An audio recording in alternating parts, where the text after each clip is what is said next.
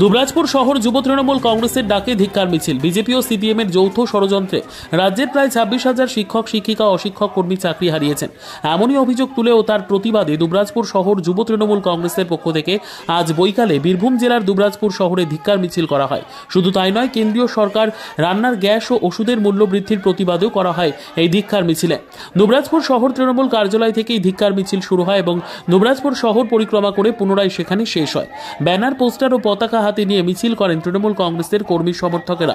আজকের ধিক্কার মিছিলে পা মেলান রাজ্য যুব তৃণমূল কংগ্রেসের সম্পাদক দেবব্রত সাহা, দুবরাজপুর শহর যুব তৃণমূল কংগ্রেসের সভাপতি তথা কাউন্সিলর সাগর কুণ্ডু, দুবরাজপুর পৌরসভার পৌরপ্রধান পীযূষ পাণ্ডে, উপপৌরপ্রধান মির্জা শওকত আলী, দুবরাজপুর শহর তৃণমূল কংগ্রেসের কার্যকরী সভাপতি অরিন্দম চ্যাটার্জি সহ অন্যান্য কাউন্সিলর ও তৃণমূলের নেতাকর্মীরা। আমরা আজকে দুবরাজপুর শহর যুব তৃণমূলের পক্ষ থেকে রাস্তায় নেমেছি।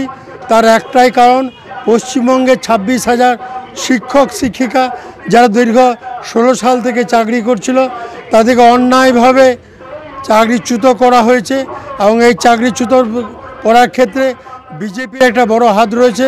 কেন আমরা প্রথম দেখেছিলাম এটা হাইকোর্টে রাজ দিয়েছিল অভিজিৎ গাঙ্গুলি, জাস্টিস অভিজিৎ গাঙ্গুলি, যিনি পরবর্তী সময় বিজেপির সাংসদ হয়েছিল।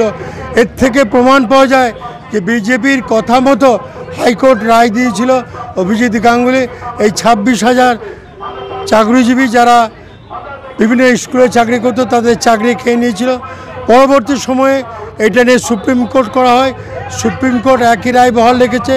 সেখানেও আমরা দেখেছি সুপ্রিম কোর্টের জাস্টিস নরেন্দ্র মোদীর সঙ্গে দেখা করছে, এই বিষয়ে কথা বলছে। অর্থাৎ পুরোটাই বিজেপি বা নরেন্দ্র মোদী পরিচালিত এবং এইভাবে 26,000 যুবক যুবতীর চাকরি তারা খেয়ে নিয়েছে, অন্যায় করেছে। তারই প্রতিবাদে আমরা রাস্তায় নেমেছি। পাশাপাশি নিত্য প্রয়োজনীয় জিনিস যেমন চাল, ডাল, তেল, চিনি থেকে শুরু করে মানুষের যেগুলো নিত্য প্রয়োজনীয় জিনিস আকাশচুম্বী দাম বেড়েছে। ওষুধের দামও প্রায় 1.5 গুণ বেড়ে গেছে। জীবনদায়ী ওষুধ যেগুলো রয়েছে, অত্যাবশ্যকীয় ওষুধ, তারও দাম খুব বেড়েছে। আবার কয়েকদিন আগে রান্নার গ্যাসের দাম হু করতে বেড়েই চলেছে।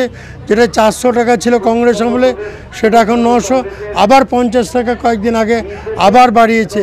এরই প্রতিবাদে আমরা আজ রাস্তায় নামতে বাধ্য হয়েছি। পরবর্তী সময়ে তৃণমূল কংগ্রেস যে কোনো ধরনের বৃহত্তর আন্দোলনে নামবে।